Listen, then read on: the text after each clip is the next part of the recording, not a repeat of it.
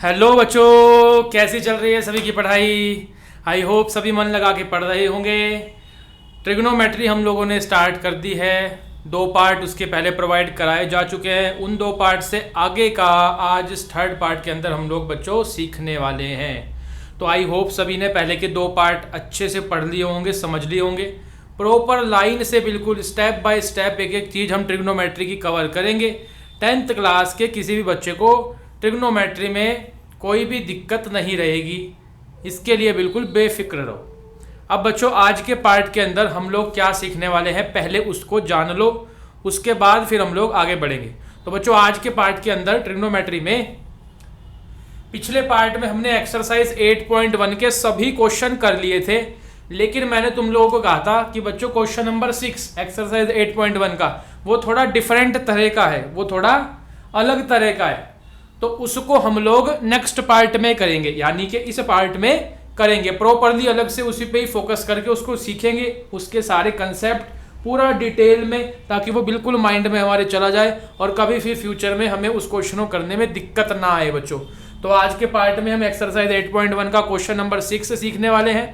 बच्चों ये भी ध्यान रखना है, question exam point of view से भी बहुत इंपॉर्टेंट है, इसलिए इसको मैंने अलग से इस पार्ट में सबसे पहले रखा है। फिर बच्चों पेज नंबर 178 पर एनसीईआरटी में एग्जाम्पल नंबर 2 भी दिया हुआ है, क्वेश्चन नंबर 6 एक्सरसाइज 8.1 का और एग्जाम्पल नंबर 2 दोनों बिल्कुल एक जैसे क्वेश्चन है, दोनों में कोई भी फर्क नहीं है, दोनों को एक ही तरीके से करना है, बिल्कुल समझ गए। अब देखो ये मैंने पहले भी बताया हुआ है कि जो क्वेश्चन एक्सरसाइज में भी होता है और एग्जाम्पल्स में भी होता है वो बोर्ड का फेवरेट क्वेश्चन हो जाता है, नो डाउट उसके आने की प्रोबेबिलिटी ज़्यादा होती है। तो बच्चों बड़े अच्छे से इसको कर लेना है। फिर दूसरा, मैं तुम लोगों को एक्सरसाइज वाला क्वेश्चन कराऊंगा और एग्जाम्पल वाला जो है वो तुम लोग अपने आप से प्रैक्टिस करोगे। उसके बाद बच्चों यहाँ पर हम लोग चलेंगे क्वेश्चन नंबर 11 पर। एक्सरसाइज 8.1 में क्वेश्चन नंबर 11 है ट्रू फॉल्स का। अब सर क्या हम इतने छोटे बच्चे हैं कि ट्रू फॉल्स पढ़ेंगे, मैच द फॉलोइंग करेंगे? तो भाई यहाँ पर 8.1 का क्वेश्चन नंबर 11 इसलिए बताना जरूरी है क्योंकि बच्चों उसके जितने भी पार्ट हैं वो हमारे कंसेप्ट को स्ट्रॉन्ग करते हैं भले ही वो ट्रू फॉल्स, लेकिन उसमें से एमसीक्यू फॉर्मेट में क्वेश्चन पेपर के अंदर आ सकता है, समझे मेरी बात। और इस बार तो 20% वेटेज एमसीक्यूज को मिल चुकी है, तो इस नज़रिए से वहाँ से हमें ट्रू फॉल्स को करना बहुत ज़रूरी है, वहाँ पे हम बड़े अच्छे कंसेप्ट अपने कवर करेंगे। तो बच्चों क्वेश्चन नंबर 11 को करने के बाद फिर हम लोग एक वर्कशीट भी इस क्लास के अंदर सॉल्व करने वाले हैं। ये वर्कशीट बेस्ड है ट्रिग्नोमेट्रिक रेशियोज पर। पहले 2 पार्ट के अंदर मैंने तुम लोगों को ट्रिग्नोमेट्रिक रेशियोज के एनसीईआरटी के सारे क्वेश्चन कवर करा दिए। अब उनसे रिलेटेड कुछ एक्स्ट्रा क्वेश्चन भी तो करने हैं जो प्रीवियस ईयर में आए हुए हैं, जो क्वेश्चन इंपॉर्टेंट हैं, अब की बार आ सकते हैं, अदर सोर्सेज से लिए हुए हैं। तो उन सारों को निकाल करके मैंने एक शीट के अंदर डाल दिया है और शीट बच्चों में तुम लोगों को दिखा भी देता हूं। तो ये रही वो शीट। इस शीट के अंदर हमने कुछ सिलेक्टेड क्वेश्चन डाल दिए हैं तुम लोगों के लिए। टोटल 14 क्वेश्चन हैं बच्चों। ये शीट तुम लोगों को कहाँ मिलेगी? हर बार की तरह शीट का लिंक जो है वो डिस्क्रिप्शन में दिया हुआ है, टेलीग्राम चैनल पर जाकर के फ्री ऑफ कॉस्ट इसको वहां से ले सकते हो। इसके सॉल्यूशन मैं आज यहाँ पे वीडियो में लास्ट में बच्चों कराऊंगा। तो इस तरह से ये पूरा करने के बाद हम ये कह सकते हैं कि हमारे पास टोटल बच्चों 2 पोर्शन है ट्रिग्नोमेट्री चैप्टर के अंदर। एक पोर्शन तो है ट्रिग्नोमेट्रिक रेशियोज का और बच्चों उसके बाद है ट्रिग्नोमेट्रिक आइडेंटिटीज का। ये 2 पोर्शन है। तो बच्चों आज का पार्ट मिला करके ट्रिग्नोमेट्रिक रेशियोज का मोस्ट ऑफ द परसेंटेज हमारा कवर हो जाएगा, ठीक है। फिर लगभग अगले पार्ट से या उसके अगले पार्ट से हम लोग सेकंड पार्ट पर बढ़ जाएंगे ट्रिग्नोमेट्री के, जो कि है आइडेंटिटीज का पोर्शन। और मुझे पता है वो बहुत सारे बच्चों का वीक रहता है, बहुत सारे बच्चे तुम में से उसको देखना चाहते हो, तो बिल्कुल भी फिक्र मत करो, जबरदस्त तरीके से आइडेंटिटीज वाला पोर्शन चलेगा। लेकिन पहले जरा रेशियोज को पक्का कर लें क्योंकि क्वेश्चन रेशियोज से भी तो आएगा, दोनों से ही क्वेश्चन पेपर में पूछा जाता है, ठीक है। तो सारी बात सबको समझ में आ गई होगी, बिल्कुल भी आलसी बच्चा कोई नहीं बनेगा। साथ साथ अपना रजिस्टर पेन लेके बैठ जाओ, एक एक चीज को माइंड में बिठाओ, सारे कंसेप्ट को बिल्कुल डिटेल के अंदर यहाँ पर बताया जाएगा। ये कोई एंटरटेनमेंट वीडियो नहीं है, बल्कि बच्चों पढ़ाई की वीडियो है।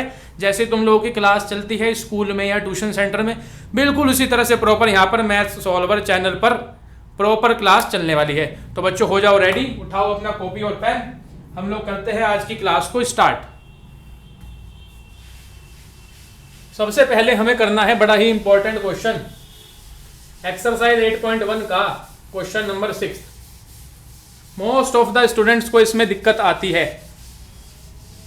इस क्वेश्चन को पूरा का पूरा डायग्नोसिस कर देंगे, इसका पूरा डिटेल में, फुल कंसेप्ट के साथ।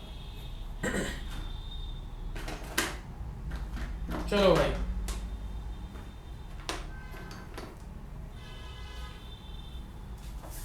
एनसीईआरटी निकाल करके बैठना।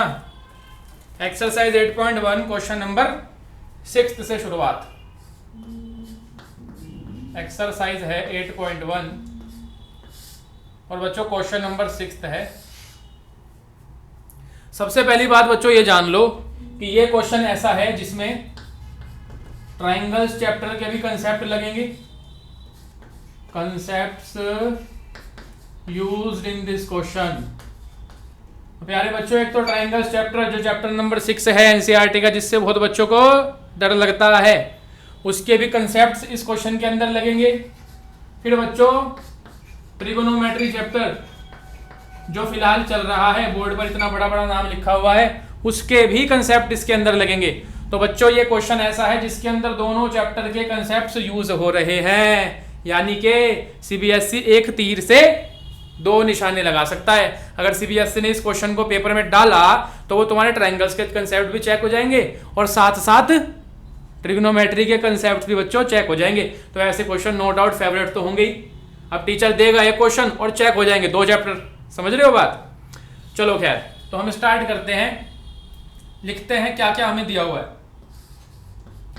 सबसे पहले गिवन लिखा जाएगा, if angle A and angle B are acute angles. Angle A and angle B are acute angles. बच्चों एक्यूट एंगल का मतलब समझते हो, 90 डिग्री से छोटा। 90 डिग्री से बड़े क्या हो जाएंगे, ऑब्ट्यूज में चले जाएंगे। 90 से छोटे जो एंगल होंगे हमारे, वो सारे के सारे क्या होते हैं, एक्यूट एंगल होते हैं। तो यानी एंगल ए और एंगल बी जो है उनकी वैल्यू 90 से कम है, पहली बात। फिर आगे इसने कहा है कि cos ए इक्वल है cos बी के। अब हमारे से शो कराना चाह रहा है, टू शो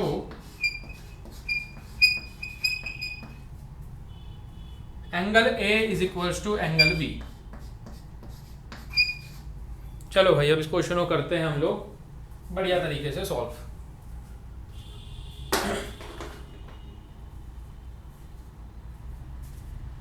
देखो फुल ध्यान चाहिए, फुल ध्यान। यहां पर मैं 2 ट्रायंगल बना देता हूं।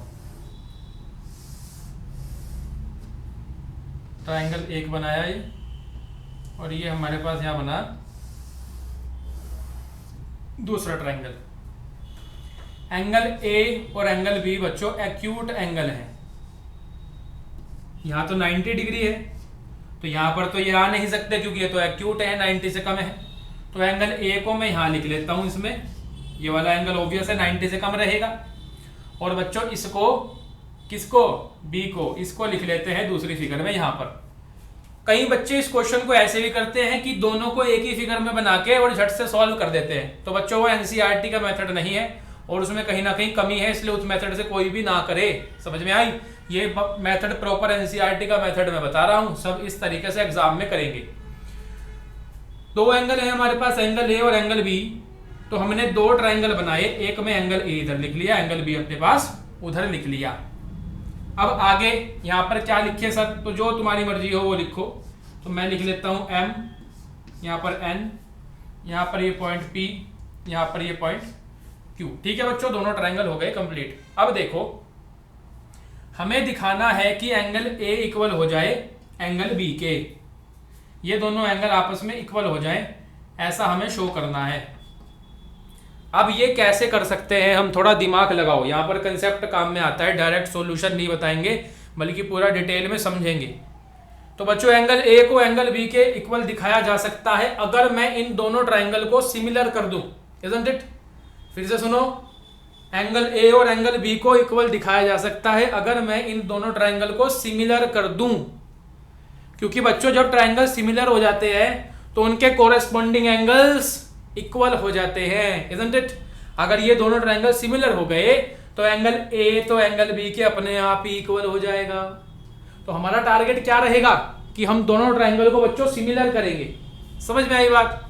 दोनों ट्राइंगल को हम सिमिलर करेंगे। तो यहां पर लिख लेते हैं क्या टारगेट है हमारा, कैसे क्वेश्चन चलेगा। First of all make triangles, both triangles similar. जैसे ही सिमिलर हो गए ना ये, तो अपने आप तुम्हारा आंसर तो भाई जाना है। अब सिमिलर करने के लिए वो कैसे करेंगे सर? तो भाई इसलिए तो मैंने कहा था कि ट्राइंगल चैप्टर यूज होगा यहाँ। तो सिमिलर करने के लिए बच्चों कोरेस्पॉन्डिंग साइड्स का रेशियो इक्वल दिखाना होता है, यानी कि mn अपॉन pq। अभी क्वेश्चन शुरू नहीं किया, अभी तो मैं केवल तुम लोगों को कंसेप्ट सिखा रहा हूं कि कैसे क्वेश्चन को सोचा जाएगा। am upon bp, am upon bp, और बच्चों क्या रह गया, an upon bq, an upon bq। Check करो मैंने क्या किया, कोरेस्पॉन्डिंग साइड्स का रेशियो वहां पे इक्वल लिखा है। अगर मैं ये दिखा दूं कि mn अपॉन pq इक्वल है am अपॉन pb के इक्वल है an अपॉन qb के, तीनों साइड्स का, तीनों कोरेस्पॉन्डिंग साइड्स का रेशियो अगर इक्वल दिखा दिया जाए बच्चों, तो ऐसा करने से क्या होगा, ट्राइंगल सिमिलर हो जाएंगे। कौन कौन से? amn और bpq। amn सिमिलर हो जाएगा bpq के। और बच्चों जैसे ही ट्राइंगल सिमिलर होंगे तो ऑटोमेटिकली क्या रिजल्ट आ जाएगा, angle a is equal to angle b, क्योंकि सिमिलर ट्राइंगल के कोरेस्पॉन्डिंग एंगल्स इक्वल हो जाते हैं। ऐसे क्वेश्चन ट्रेवल करेगा। तो भाई मुद्दे की बात क्या है, बात आगे कहां रुक गई कि हमें यह काम करना है किसी तरह, ये तीनों साइड का रेशियो कैसे इक्वल दिखाया जाए, वो तो आगे की बात हुई। अब देखो वो काम कैसे होगा।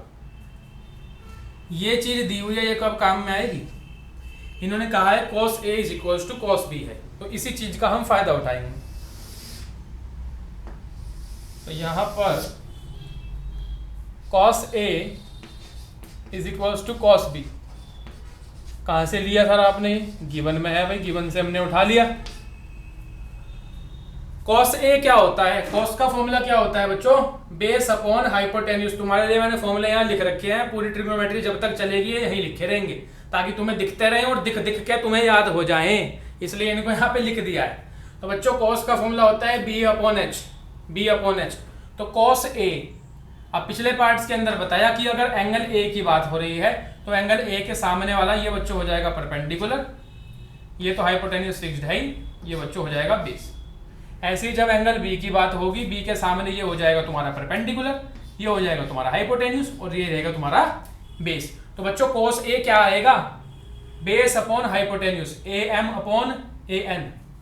तो am upon an is equals to cos B क्या आएगा, cos B भी बेस अपॉन हाइपोटेन्यूज होता है, तो यहां से bp upon bq, bp upon bq ये मेरे पास आ गया। अब जरा ध्यान दो, ध्यान देने वाली बात है, दिमाग लगेगा। यहां देखो और यहां देखो ध्यान से, यहां पर am अपॉन bp है, चेक करो, यहां पर am अपॉन bp है और यहां पर am अपॉन an है। क्या ऐसा करें कि ये bp इसके नीचे आ जाए तो वो चीज बनेगी कि नहीं?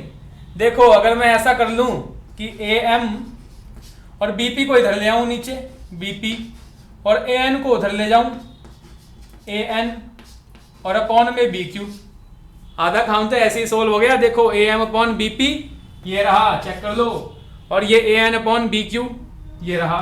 लो भाई दो चीजें तो आ ही गई, ये तो गिवन से ही आ गई। अब ये मैटर और रह गया mn अपॉन pq कैसे आए, जैसे ही आएगा ट्राइंगल सिमिलर होंगे, आगे अपना सॉल्यूशन हो जाएगा।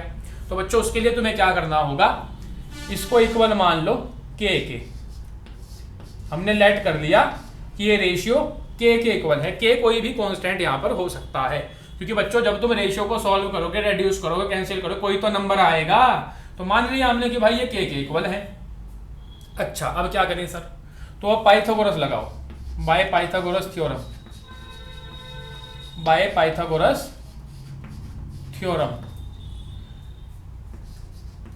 इन ट्राइंगल NMA, NMA,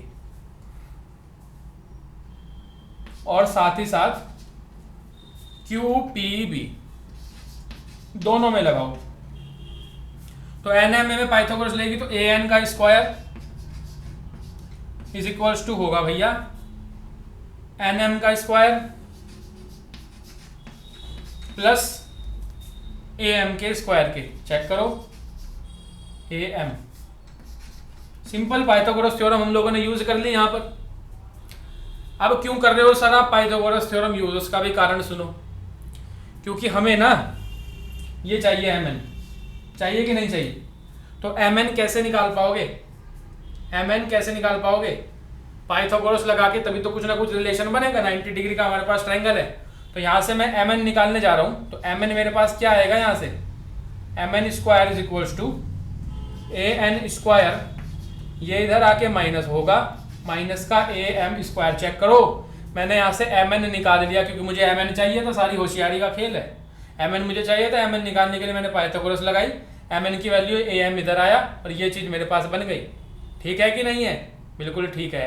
अब यहाँ पे एक काम कर दो और, MN का whole square is equals to AN की वैल्यू क्या रख सकते हैं? बता सकता है कोई तुम में से? बोलो भैया, AN की वैल्यू क्या रखेंगे? यहां से रखेंगे। AN क्या आएगा? K into BQ। अरे सर ये कैसे रख दिया? देखो कैसे रख दिया, बताते हैं।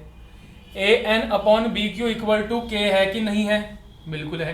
तो यहां से जब AN की वैल्यू निकलेगी, AN इज इक्वल टू क्या आएगा? BQ उधर जाएगा, K BQ होगा कि नहीं होगा? इसलिए मैंने यहां पर AN की जगह K BQ रख दिया। ऐसे ही अब तुम लोग मुझे अपने आप बता सकते हो कि AM की जगह क्या आएगा। AM की वैल्यू निकाल लो, K से कंपेयर करो। AM is equals to BP उधर जाएगा K के पास, तो K इंटू BP। ठीक है भैया, यहां तक हो गया। अब आगे MN is equals to square दिख रहा है, इतना बड़ा स्क्वायर, ये उधर जाएगा तो रूट लगाएगा उधर, K स्क्वायर, और यहां बन गया बच्चों BQ का स्क्वायर माइनस K का स्क्वायर और बच्चों BP का स्क्वायर। चेक करो, ठीक है। तो MN is equals to under root K square मैंने बाहर निकाला, अंदर बचा BQ का स्क्वायर माइनस BP का स्क्वायर। क्योंकि बच्चों K स्क्वायर दोनों जगह है तो इसको बाहर कॉमन ले लिया हमने, अंदर ब्रैकेट में BQ square minus BP square बच गया। अब क्या करोगे सर आप? देखो भाई, अभी भी हमारे पास रास्ता है, तो इधर से मैं रब कर रहा हूं। ठीक है, ये मैटर हमने समझ लिया। और यहां देखते हैं आगे का क्वेश्चन। देखो, रूट है और K स्क्वायर है, तो इसमें से तो K बाहर आ जाएगा, isn't it? तो ये बन गया हमारे पास MN is equals to K बाहर आ गया और रूट में केवल रह गया BQ स्क्वायर और बच्चों माइनस का BP स्क्वायर। लो देख लो, ठीक है, K बाहर आ गया स्क्वायर में से और वहां पर वो बन गया। यहां पर रोक देते हैं इसको। अब सर आपने कहा था NMMA के साथ साथ QPB में भी पाइथागोरस लगानी है, लिखा था ना पाइथागोरस दोनों में लगाओ। तो अभी तो NMA में लगा के हमने MN की वैल्यू निकाल ली। अब QPB में लगाओ, तो in triangle QPB, in triangle QPB यहां पर पाइथागोरस लगेगी। देखो इधर QPB में क्या बनेगा भैया? QB का square is equals to QP का स्क्वायर प्लस BP का बच्चों स्क्वायर हो जाएगा। ठीक है, अब यहां से मुझे क्या चाहिए? वहां से MN निकाली थी ना, ये निकाल रखी है MN। तो इधर से भी MN के कोरस्पॉन्डिंग क्या है? PQ। तो बच्चों PQ यहां से निकाल लेंगे, PQ कहें या QP कहें, बात तो एक ही है। तो QP square is equal to ये BP उधर जाएगा, तो QB square minus B P square, check करो। और यहां से मैं क्यू पी की वैल्यू निकाल रहा हूं, स्क्वायर जाएगा उधर, तो under root Q B square minus B P square, ये मेरे पास क्यू पी की वैल्यू आ गई। ठीक है, हजम हो रहा है कि नहीं हो रहा है? यहां तक हम लोग पहुंच गए। अब देखो कितना आसान है, ये दोनों, ये एम एन की वैल्यू, ये क्यू पी की वैल्यू, दोनों को डिवाइड करो। सो इसको नाम दे देते हैं कुछ, एक या दो। ये इक्वेशन 1, ये इक्वेशन बच्चों 2 हो गई। तो dividing first and second, first और सेकंड को बच्चों हम डिवाइड कर रहे हैं M N upon Q P, ठीक है ना, M N upon Q P, बिल्कुल। तो यहां से बन जाएगा M N upon Q P, M N upon Q P, फिर ये K is equal to K under root B Q square minus B P square, और अपॉन में क्या है भैया, ये वाला under root B Q square और माइनस बी पी स्क्वायर। तो ये देखते तो बड़ा मजा आया, ये under root B Q square minus B P square, ये भी under root B Q square minus B P square, दोनों कैंसिल हो गए, हुए कि नहीं? तो क्या आ गया तुम्हारे पास कि भाई M N upon Q P किसके इक्वल है, खाली के बच गया, के इक्वल है। एक चीज ये आई। अब बच्चों थोड़ा सा याददाश्त को पीछे लेके जाओ अपनी, यहां देखो, ये A M upon B P, A N upon B Q भी हमने के इक्वल माना हुआ है। अब इन दोनों डब्बों से क्या रिजल्ट आएगा यहां लिख रहे हैं हम, तो इधर से जिस बच्चे ने नोट नहीं करा वो नोट कर ले, क्योंकि यहां से हम रब करने वाले हैं। तो बच्चों यहां पर बस क्वेश्चन अपने लास्ट स्टेज में है, बिल्कुल खत्म होने वाला है, ज्यादा टाइम इसके बाद बचा नहीं।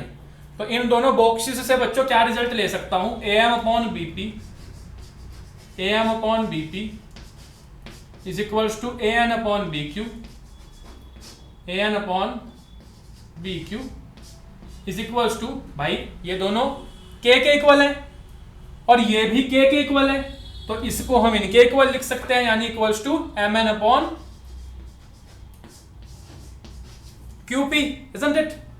तीनों रेशियोज आपस में इक्वल हो गए, और मैंने तुम लोगों को स्टार्टिंग में सिखा दिया था, यही तो हमें अचीव करना था। तो गोल हमारा अचीव हो गया, क्वेश्चन हमारा सोल्व हो गया, बस समझ लो। तो बच्चों यहां ध्यान से देखो जरा, A M upon B P, A M कहां है, ये रही, A M upon B P is equals to A N upon B Q, A N upon B Q, और is equals to M N upon Q P, M N upon Q P. तीनों corresponding sides का ratio क्या हो गया, equal हो गया। इसका मतलब ये दोनों ट्राइंगल क्या हो गए, this implies that triangle N M A similar हो गया बच्चों ट्राइंगल क्यू पी बी के, क्यू पी बी के। कैसे? By side side side similarity criterion, triangle chapter का है ये टॉपिक। यहां तक हो गया पूरा। अब बच्चों मैंने तुम लोगों को बताया, और जिन्होंने ट्राइंगल्स पढ़ लिया है वो पहले से जानते हैं कि जब दो ट्राइंगल सिमिलर हो जाएं तो उनके कोरस्पॉन्डिंग एंगल्स आपस में इक्वल हो जाते हैं। तो इसलिए यहां पर एंगल ए किसके इक्वल हो जाएगा, एंगल बी के। This implies that angle A is equals to angle B. कैसे? By CPST। CPST का मतलब corresponding part of similar triangle. ठीक है बच्चों, क्या लिख देंगे, अब लिखने में बड़ा मजा आता है, हैंस प्रूव्ड या हैंस शोर्ड, जो भी लिखना चाहें, जो भी तुम्हारी श्रद्धा भावना हो। तो प्यारे बच्चों ये था क्वेश्चन, 4 मार्क्स के अंदर मैक्सिमम में पूछा जाता है। आई होप सभी को मजा आया होगा, फुल डिटेल में हमने डिस्कस कर लिया। अब तुम लोगों को क्या करना है, मैंने बताया इस तरह का एग्जाम्पल एनसीईआरटी के अंदर मौजूद है, तो मैं फिर से बता देता हूं कौन से वाला है।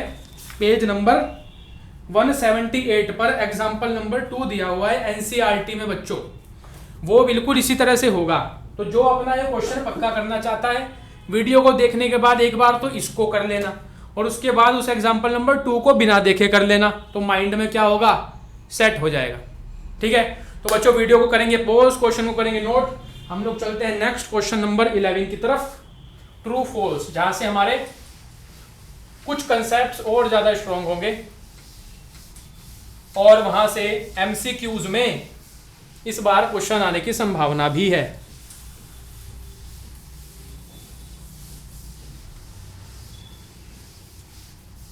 बच्चों वीडियो को दबा के शेयर जरूर कर दिया करो, उससे हौसला बढ़ता है।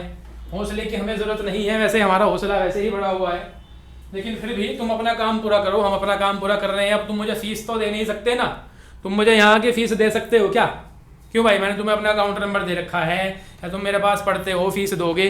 तो अगर तुम वीडियो देख रहे हो और शेयर नहीं कर रहे, इसका मतलब तुम फीस नहीं दे रहे। तो हमारी फीस क्या होती है भाई यूट्यूब वालों की? यूट्यूब पे हम तुमको पढ़ा रहे हैं और बिना गुरु दक्षिणा के तो पढ़ाई लगती भी नहीं। तो इसलिए बच्चों छोटा सा काम करना है, ये समझ लेना है कि यही तुम्हारी फीस है। वीडियो को लाइक वाइक करना और बच्चों शेयर जरूर करना है। शेयर करने से बाकी बच्चों का भी फायदा होगा। जो बच्चों को पढ़ाई नहीं मिल पा रही है, अपनी मन मर्जी से आराम से पूरी क्लासेस नहीं ले पा रहे हैं, फ्री ऑफ कॉस्ट बैठ के आराम से स्कूल की तरह क्लासेस अटेंड कर सकते हैं। तो ज़्यादा से ज़्यादा शेयर जरूर करो, ठीक है? बस इतना ही तुम लोगों से चाहिए। चलो बच्चों आगे चलते हैं क्वेश्चन नंबर 11 की तरफ।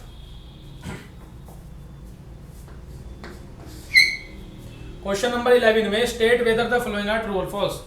पहला पार्ट, भाई ध्यान लगा लेना सभी, इधर उधर तो नहीं चला गया किसी का ध्यान, प्रॉपर यहाँ ध्यान दो।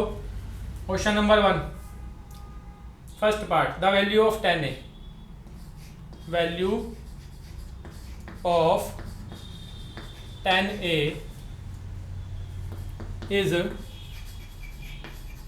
Always less than 1। भाई वाह, क्या बात है। कभी इस बारे में सोचा किसी ने? 10a की वैल्यू क्या हमेशा 1 से छोटी होगी या 1 से बड़ी भी हो सकती है? ये हमारे से सोचने के लिए कह रहा है। देखो कितना इंटरेस्टिंग क्वेश्चन है। यहां देखो 10 होता है परपेंडिकुलर अपॉन बेस, ठीक है भाई? तो हमें पता है tan थीटा हमारा होता है परपेंडिकुलर अपॉन बेस। अब जरा एक एग्जाम्पल के थ्रू इस बात को समझो तो तुम्हारे दिमाग में हमेशा के लिए सेट हो जाएगी। देखो क्या, यहाँ पर 90 डिग्री ये ट्रायंगल मैंने माना बना लिया, और यहाँ पर मैंने लिया प्यारे बच्चों 3 सेंटीमीटर, और यहाँ पर मैंने ली ये साइड 4 सेंटीमीटर, ठीक है? अब जरा यहाँ पर तुम मुझे थीटा अगर यहाँ पर है तो तुम मुझे बताओ tan थीटा क्या आएगा। अब इतना तुम मुझे बता सकते हो क्योंकि पहले और दूसरे पार्ट के अंदर तुम्हें बहुत मेहनत से सिखाया है भाई। इतना भी अगर नहीं बता पा रहे हो तो बड़ी गुस्से वाली बात हो जाएगी। तो यहाँ पर tan थीटा, tan का फॉर्मूला सर होता है परपेंडिकुलर अपॉन बेस। आपने कहा है कि थीटा यहाँ पर है, इसका मतलब आप कहना चाह रहे हैं कि परपेंडिकुलर ये है और बेस आपका ये है। बिल्कुल ठीक। इसका मतलब बच्चों tan थीटा क्या बन जाएगा यहाँ पर 3/4 बन जाएगा, नो डाउट। ठीक है प्यारे बच्चों, लेकिन इसी फिगर को दूसरे तरीके से लिख दो। अगर अब मैं सपोज यहां पर ले लेता हूं 4 सेंटीमीटर, यहां पर ले लेता हूं 3 सेंटीमीटर, एंगल मेरा थीटा अभी भी वही है। अब मैंने तुम्हारे से फिर से कहा कि अरे भाई सोनू और या मोनू टोनू जो भी तुम्हारा नाम है, तो यहां पर मेरे को बताओ अब tan थीटा क्या होगा। तो तुम कहोगे सर अभी थीटा यहीं पे है, इसका मतलब परपेंडिकुलर तो इसके सामने ही है, बेस ये हो जाएगा। लेकिन सर आपने 4 को घुमा दिया, 4 वहाँ 3 वहाँ, तो कोई बात नहीं, आंसर तो परपेंडिकुलर अपॉन बेस होता है, यानी कि आंसर अब की बार 4/3 आएगा, नो डाउट। केवल एक साइड को इधर उधर करने से आंसर बिल्कुल उल्टा हो गया। समझ में आ रही है बात? अब बच्चों इन दोनों आंसर से तुम्हें क्या सीखना है। इस वाले केस के अंदर 3/4 का मतलब क्या होता है कि आंसर क्या आ रहा है 0 पॉइंट समथिंग, इजंट इट? क्योंकि बच्चों जब तुम 3 को 4 से डिवाइड करोगे तो क्या आएगा, पॉइंट लगाओगे, 0 उतारोगे, 4 7 जा 28 चलाओगे, 2 बचेगा तुम्हारे पास, 0 लगाओगे, 4 5 जा 20 करोगे, तो आंसर कितना आएगा 0.75। यानी कि बच्चों 3/4 होता है 0.75, जो कि 1 से कम है। ये हमें कह रहा था tan a की वैल्यू हमेशा लेस देन 1 होगी। इसने ये जो वर्ड यहाँ यूज कर दिया ना, बस ये इसने गलती कर दी, ऑलवेज कह रहा है ये। तो बच्चों इस केस में तो 1 से कम आई, लेकिन ये केस देखना जरा, इसमें निकालना तुम यहाँ पर वैल्यू। अब 3 नीचे है तो 3 से हमें 4 को डिवाइड करना पड़ेगा, तो हम क्या चलाएंगे, 3 1 जा 3 चलाएंगे सर, 1 बचेगा पॉइंट लगाएंगे सर, 0 लेंगे, 3 3 जा 9 चलाएंगे सर, 1 बचेगा 0 लगाएंगे, 3 3 जा 9 चलाएंगे सर। तो यहाँ पर आंसर हमारा 1.33 समथिंग आ रहा है, 33 कंटिन्यू हो रहा है। कहने का मतलब क्या है, 1 से ज्यादा आ रहा है। तो बच्चों ये भी 10 था, ये भी 10 था, यहाँ पर हमने देख लिया 1 से ज्यादा वैल्यू जा सकती है। अगर परपेंडिकुलर बड़ा हो जाएगा बच्चों, परपेंडिकुलर बड़ा हो जाएगा, ध्यान दो इस बात पर, अगर परपेंडिकुलर बेस से बड़ा हो जाएगा, जब जब परपेंडिकुलर बेस से बड़ा होगा तब तब tan थीटा की वैल्यू 1 से बढ़ी जाएगी, क्योंकि बच्चों न्यूमरेटर बड़ा हो जाएगा, और न्यूमरेटर जब बड़ा होता है तो वैल्यू हमारी 1 से अबव चले जाने की संभावना है और जाती है। समझ में आई बात? इसलिए बच्चों ये बात हमेशा तो नहीं हो सकती, कभी कभी हो सकती है, जैसा इस केस में हमने देखा। इसने हमें कहा ऑलवेज, हमेशा ही ऐसे होगा, तो भाई इतनी गलत बात ये कैसे कर सकता है? तो इसलिए हम क्या कहेंगे? फॉल्स।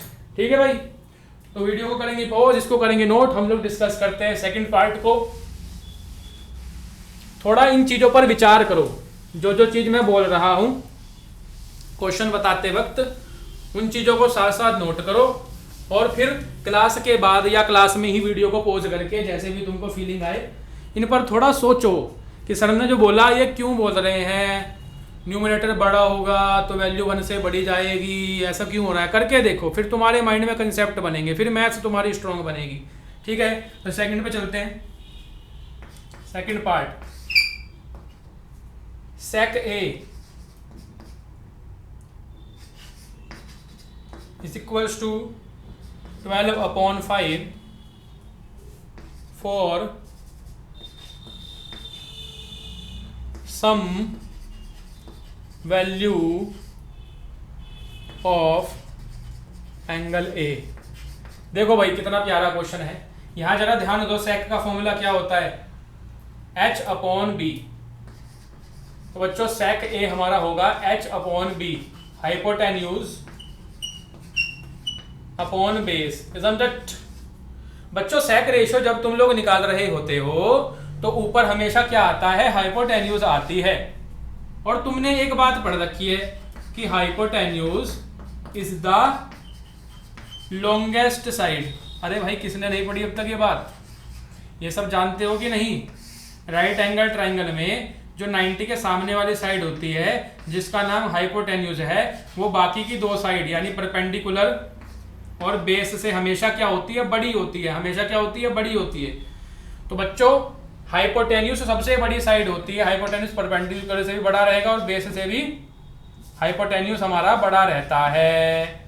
इसका मतलब इसको अप्लाई करो अब तुम बात को, सेक जब निकलेगा, सेक निकलता है H/B करने से, यानी कि हम किसी बड़े नंबर को छोटे नंबर से डिवाइड करेंगे हमेशा। सेक के केस में, सेक के केस में हमेशा बड़े नंबर को छोटे नंबर से डिवाइड करना पड़ेगा।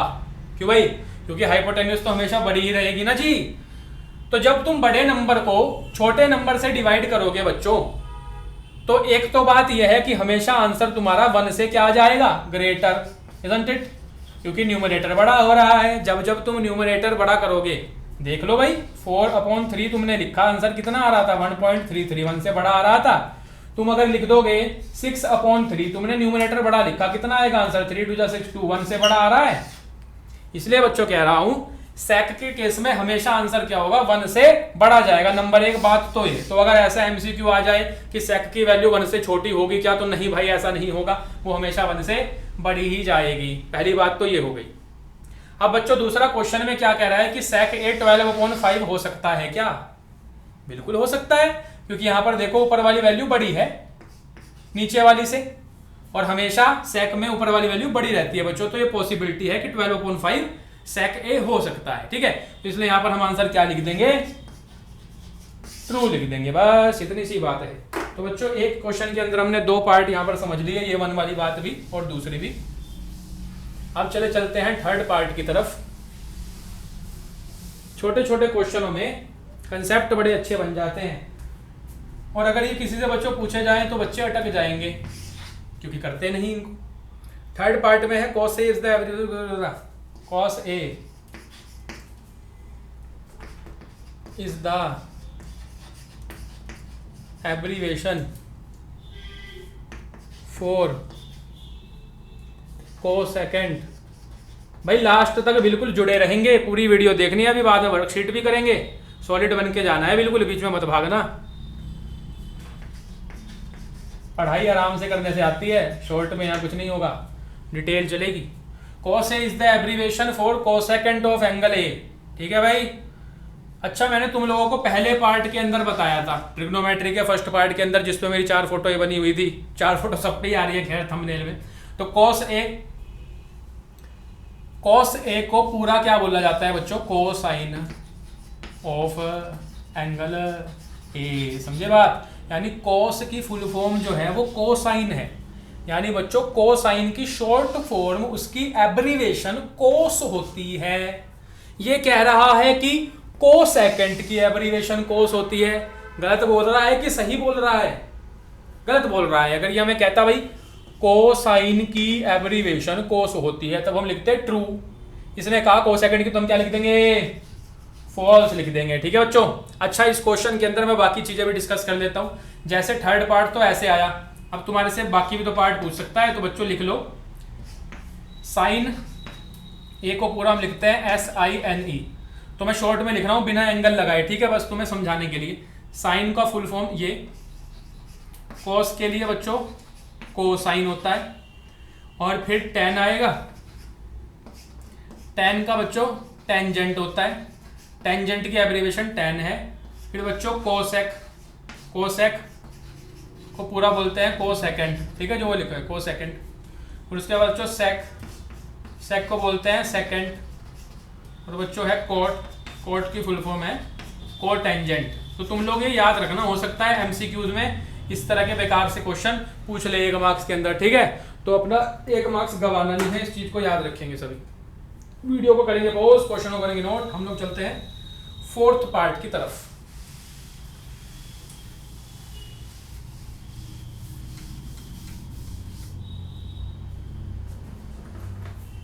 फोर्थ पार्ट,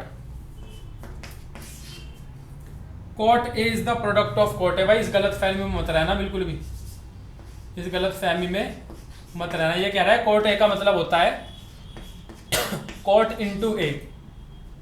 कोट ए का मतलब होता है कोट, ऐसा नहीं होता बिल्कुल भी। साइन ए लिखा है, इसका मतलब साइन इंटू ए ना, ना किसी भी चीज में, चाहे कोस ए लिखा हो चाहे टेन ए लिखा हो, उसका मतलब ये नहीं होता कि इनका प्रोडक्ट। नहीं, ये बच्चों क्या है? ये एक रेशियो है। ये क्या है? रेशियो है। ये क्या है? एक रेशियो है। तो बच्चों कोट ए लिखने का मतलब हमें जो एंगल ए के रेस्पेक्ट में कोट रेशियो निकालना है, दैट्स इट। एंगल ए के रेस्पेक्ट में एंगल ए को ध्यान में रखते हुए, यानी कि तुम शॉर्ट में समझ सकते हो कि एंगल ए के सामने वाली साइड को परपेंडिकुलर मानते हुए हमें क्या करना है? कोट की वैल्यू निकालनी है। ठीक है, ऐसे ही बच्चों साइन ए का मतलब एंगल ए के रेस्पेक्ट में तुम्हें साइन रेशियो निकालना है। साइन रेशियो क्या होता है? साइन होता है बच्चों P/H, यानी P/H निकालना है तुम्हें किसके रेस्पेक्ट में? एंगल ए के रेस्पेक्ट में। कोट रेशियो क्या होता है? कोट होता है बच्चों B/P, यानी तुम्हें बेस अपॉन परपेंडिकुलर निकालना है किसके रेस्पेक्ट में? ए के रेस्पेक्ट में। ठीक है, इसका मतलब ये होता है, ये नहीं होता कि कोट इंटू ए, ना जी ना, ये बिल्कुल भी नहीं होता। तो ऐसी गलत फहमी में कोई नहीं रहेगा, इसलिए बच्चों इसका आंसर हो जाएगा फॉल्स। ठीक है, 4th पार्ट हो जाएगा फॉल्स, फॉल्स। तो नोट कर लेना इसको। हम लोग चलते हैं लास्ट पार्ट की तरफ, 5th पार्ट हमारा। Sine theta is equal to 4/3। अब जिसने पहले के पार्ट अच्छे से समझ लिए है ना, वो इस पार्ट का आंसर मुझे अपने आप ही दे देगा, जिसने सेकंड पार्ट को ठीक से समझा है। ये कह रहा है साइन थीटा 4/3 हो सकता है क्या? तो तुम मुझे बताओ साइन थीटा 4/3 हो सकता है? जरा यहां देखो, साइन का फॉर्मूला क्या होता है? P/H होता है बच्चों। ठीक है, P/H होता है साइन रेशियो। और तुम्हें पता है कि हाइपोटेन्यूज हमेशा परपेंडिकुलर से बड़ी ही रहेगी, क्योंकि हाइपोटेन्यूज सबसे बड़ी साइड होती है। तो बच्चों जब तुम ऊपर वाली साइड छोटी है, ये छोटी साइड है, और नीचे वाली साइड बड़ी है, तो जब तुम किसी छोटे नंबर को बड़े नंबर से डिवाइड करोगे तो आंसर तुम्हारा क्या आएगा? 0 पॉइंट समथिंग जाएगा कि नहीं जाएगा? ठीक है, तो एक तो ये बात कि साइन की वैल्यू 1 से क्या रहेगी? छोटी रहेगी हमारी। एक्यूट एंगल के केस में ये छोटी रहेगी सारी की सारी, क्योंकि बच्चों ऊपर छोटा नंबर है। फिर दूसरा बच्चों क्वेश्चन में क्या कह रहा है? साइन थीटा 4/3 हो सकता है क्या? अब तुम खुद बताओ। ये कहना चाह रहा है कि साइन का फॉर्मूला P अपॉन एच, यानी P अपॉन एच। ये कहना चाह रहा है कि परपेंडिकुलर 4 हो जाए, हाइपोटेन्यूज 3 हो जाए। ऐसा होगा? परपेंडिकुलर हाइपोटेन्यूज से बड़ा हो जाए, बताओ भाई, ऐसा हो सकता है? तुमने देखा कोई ऐसा इतना धुरंधर वाला काम कर सकते हो तुम? बिल्कुल भी नहीं हो सकता। हाँ, ये लिखता कि 3/4 हो सकता है, हम कहते हैं हाँ भाई हो सकता है बिल्कुल, क्योंकि नीचे हाइपोटेन्यूज बड़ी है परपेंडिकुलर। लेकिन बच्चों ये तो नहीं हो सकता, इसलिए हम क्या लिख देंगे? फॉल्स लिख देंगे बच्चों। ये हमारा हो जाता है फॉल्स। तो आई होप सारे के सारे पार्ट क्लियर हो गए होंगे। ठीक है, बड़े इंटरेस्टिंग से हमारे पार्ट से, इनको अच्छे से प्रैक्टिस करना और बच्चों से भी पूछना, देखना उनको इनके बारे में कितनी जानकारी है, क्योंकि ये बड़े हिडन पार्ट्स हैं। क्वेश्चन नंबर 11 कोई सॉल्व नहीं करता, इसको छोड़ देते हैं, अंडर एस्टिमेट कर देते हैं, और ये नहीं पता आपके बार आंसर क्यों आने वाले, हो सकता है पूछ ले यहाँ से बना के। ठीक है, तो खैर, अरे वाह मजा आ गया। एक्सरसाइज 8.1 हमने पूरी कर दी है, सारे क्वेश्चन बच्चों, एग्जांपल्स भी कर दिए, सारे कंसेप्ट समझ लिए इसके। अब मैंने तुम लोगों को कहा था कि लास्ट में तुम लोगों को शीट कराएंगे, वर्कशीट इंपॉर्टेंट क्वेश्चंस की, जो मैंने टेलीग्राम पर डाल दी है, डिस्क्रिप्शन में लिंक है, जल्दी जाके जुड़ो वहां से जो नहीं जुड़ा। अब जरा कुछ क्वेश्चंस करते हैं, क्योंकि बच्चों एक्स्ट्रा क्वेश्चन करे बगैर फीलिंग नहीं आती, मजा नहीं आता है ना। प्रैक्टिस एक्स्ट्रा क्वेश्चन करने से ही होती है। तो मैं क्वेश्चन लिख रहा हूं, और जो खास क्वेश्चन है बच्चों, इसमें 14 क्वेश्चन है, तो 14 तो मैं तुम्हें यहाँ सॉल्व नहीं कराऊंगा, उनको तुम अपने आप करना। ठीक है, अब 14 के 14 मैं तुम्हें यहाँ सॉल्व कराने लगूँ तो भाई ये तो गलत बात होगी। तो मैं जो इसके अंदर से इंपॉर्टेंट क्वेश्चंस हैं, जो थोड़े ज़्यादा मुझे लगता है कि मुझे ही डिस्कस तुम्हें कराने चाहिए, वो मैं तुम लोगों को डिस्कस करा रहा हूँ। बाकी जो बच जाएंगे तुम लोग अपने आप सॉल्व करना। तुम्हें कोई प्रॉब्लम आ रही है तो टेलीग्राम पर, इंस्टाग्राम पर, व्हाट्सएप पर, जहाँ मर्जी हो वहाँ पे मेरे को लिखना। ठीक है, तो मैं उसको सॉल्व करने की कोशिश करूँगा। लेकिन थोड़ा सब्र रखा करो, बच्चे मैसेज पे मैसेज करते हैं, क्योंकि बच्चों मुझे अपने काम भी रहते हैं और अपनी क्लासेस भी मेरे को लेनी पड़ती हैं, जो ऑफलाइन क्लासेस हैं, बच्चों को पढ़ाना पड़ता है। तो बच्चों सारे काम रहते हैं, फिर जो टाइम में चुरा पाता हूँ, निकाल पाता हूँ, उसमें तुम लोगों के सवालों के जवाब देता हूँ। ठीक है, तो थोड़ा पेशेंस सभी को रखनी है। तो आगे हम लोग चलते हैं, हम करेंगे सीधे क्वेश्चन नंबर 3। बच्चों कई बार ये पहले पेपर में आया हुआ है, बड़ा ही बढ़िया सा क्वेश्चन है, तो तुम लोग इसको करके देखो मेरे साथ साथ, देखो तुम्हारी तैयारी कितनी है, तुम्हें आ रहा है कि नहीं आ रहा। क्योंकि बच्चों प्रीवियस ईयर का क्वेश्चन है। 10a = 4/3, find 2 sin a - 3 cos a 2 sin a + 3 cos a। अब मैं जो इसका तरीका बताऊंगा ना, बड़ा रोचक तरीका बताऊंगा, बढ़िया चमत्कारी तरीका। ठीक है भाई, तो इस तरीके से करना, तो तुम्हारी कॉपी देखने वाला भी कहेगा भाई वाह भाई लड़के ने पढ़ाई करी हुई है। देखो जरा, tan a का एक फॉर्मूला होता है, मैंने तुम लोगों को बताया था, sin थीटा अपॉन a लिखा है ना, तो a ही लिख देगी, sin a upon cos a। ये बच्चों tan का फॉर्मूला होता है। ठीक है, तो अगर मैं यहां पे tan बना लूं, अगर इस क्वेश्चन में यहां पर भी मैं tan बना लूं, तो डायरेक्ट tan की वैल्यू यहां से डाल दूंगा, क्वेश्चन मेरा सोल्व हो गया, आंसर आ जाएगा। तो मैं क्या कर रहा हूं बच्चों, मुझे पता है कि जब मैं साइन को cos से डिवाइड करूंगा तब ही tan बनेगा, तो इसलिए मैं यहां पर न्यूमरेटर को भी डिनोमिनेटर को भी cos से डिवाइड कर रहा हूं, dividing numerator and denominator by cos theta. Theta नहीं बच्चों, यहाँ a है ना, तो a ही रखा करो। तो क्या होगा, 2 sin a, यहाँ पर cos से डिवाइड किया, माइनस 3 cos a, यहाँ पर भी cos से डिवाइड किया, 2 sin a अपॉन यहाँ पर भी cos से डिवाइड किया, प्लस 3 cos a, यहाँ पर भी cos से, सब जगह करना पड़ेगा ना भाई, और एक जगह करोगे दूसरी जगह नहीं करोगे दूसरा वाला बुरा मान जाएगा, तो सब जगह करना है। तो यहाँ पर cos से cos कैंसिल, यहाँ भी cos से cos कैंसिल, और यहाँ sin अपॉन cos क्या बनेगा, sin अपॉन cos तो भाई tan होता है, तो इसलिए 2 tan a माइनस का 3 2 tan A प्लस का 3 और बच्चों 2 अब 10 है तो तुम्हें पता ही है 4/3 है, वैल्यू डाल दो 4/3 माइनस 3 2 माइनस 3 कर दो मल्टीप्लाई 8/3 माइनस 3 अपॉन 8/3। अरे दोनों जगह माइनस है क्या? नहीं, नीचे प्लस है, बता दिया करो ना भाई। +3 तो यहाँ पर एलसीएम लिया, एलसीएम आया 3 8 माइनस 9 चेक करो नीचे 3 8 प्लस 9 3 से 3 कैंसिल हुआ, 8 में से 9 जाएगा तो माइनस का 1 आएगा, अपॉन में 8 प्लस 9 17 होता है, -1/17 हमारा इसका आंसर हो जाता है। तो बच्चों ऐसे करेंगे, इतनी बुद्धि माइंड ये जिसके पास है ना वो राज करता है। तो इतनी बुद्धि लगानी है कि अगर हम यहाँ पर कॉस से डिवाइड कर दें तो साइन अपॉन कॉस होता है 10, और यहाँ से 10 की तुरंत से झट से वैल्यू डालूंगा, सॉल्व कर दूंगा, देखने वाला भी कहेगा वाह भाई इसके पास है दिमाग। तो ये तो था थोड़ा स्मार्ट वाला तरीका। अब बच्चों जो नॉर्मल मेथड है वो भी देख लो। नॉर्मल मेथड से कैसे करेंगे? नॉर्मल मेथड क्या है कि बच्चों tan होता है तुम्हारे पास P/B, यानी कि बच्चों ये तुम्हारा परपेंडिकुलर हो गया और ये 3 तुम्हारा बेस हो गया, ठीक है। अब तुम पाइथागोरस लगाना, पाइथागोरस थ्योरम लगाओगे तो तुम h निकाल लोगे यहाँ से, तो h तुम्हारा 5 आ जाएगा, निकाल के देखना h आ जाएगा 5।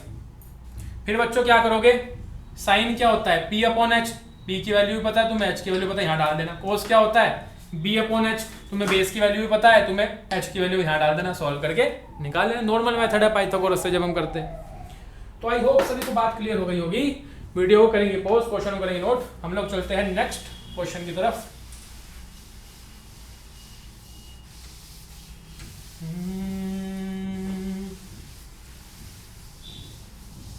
तो आज की क्लास होने वाली है कितनी देर की? क्या पूरा 1 घंटा हो पाएगा? उससे हमें मतलब नहीं, जल्दी टॉपिक पूरे हो जाएंगे, जल्दी क्लास पूरी हो जाएगी, टॉपिक तो पूरा कराएंगे भाई। अरे वाह, बढ़िया क्वेश्चन पर नजर गई है। तो बच्चों यहाँ पर दिया हुआ है 5th question, √3 tan theta is equals to 3 sin theta, ये गिवन है। Sine square theta minus cos square theta हमें निकालना है जी। चलो करो फटाफट से सॉल्यूशन। देखो क्या करो, यहाँ से √3 tan थीटा का फॉर्मूला तुम्हें अभी भी मैंने पिछले क्वेश्चन में बताया, tan थीटा होता है बच्चों साइन अपॉन कोस। ये tan थीटा का एक फॉर्मूला है, साइन अपॉन कोस लिख दिया, is equals to 3 sin theta. ऐसे बन गया बच्चों, यहाँ तक किसी कोई दिक्कत? ऐसे बन गया, ठीक है। 10 की जगह साइन अपॉन कोस, सामने ऐसे ही है। अब देखो साइन से साइन तो हट रहा है, क्या बचा √3 अपॉन में cos theta is equals to 3। Check करो ये बच गया, कॉस उधर जाएगा, 3 को इधर ले आओ, तो बच्चों √3 upon 3 is equals to cos theta, ये हमारे पास आ गया। अब देखो कैसे झट से आंसर आएगा। हमें निकालना था sign square theta minus cos square theta,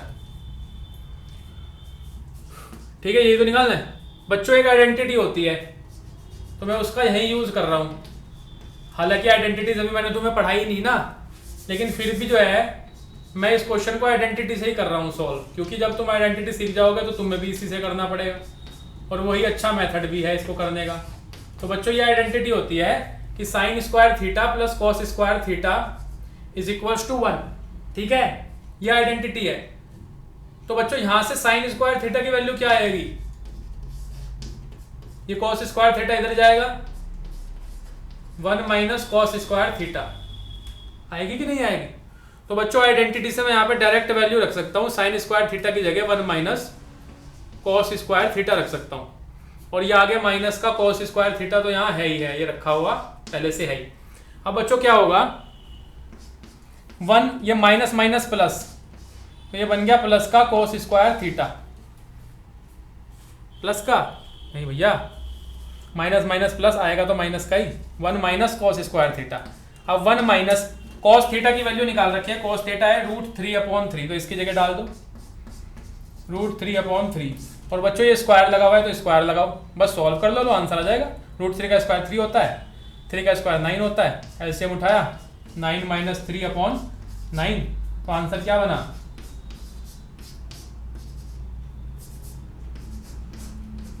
2/3।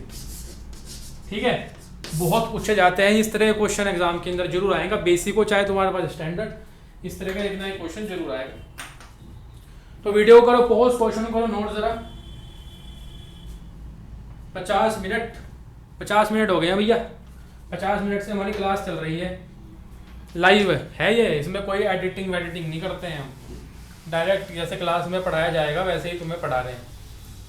मैंने अभी कैमरे में देखा 50 मिनट की क्लास यहाँ तक हो चुकी है, 51वां मिनट बच्चों चल रहा है। आगे चलते हैं और क्वेश्चन नंबर 3 लिख लो अपने पास, नोट कर लो, फिर आगे शीट में करोगे ना तो तुम्हें ध्यान रहेगा। इस शीट में question number 3, question number 4, question number 9, question number 10 लिख लिया। 3, 4, 9 और 10 नोट कर लेना।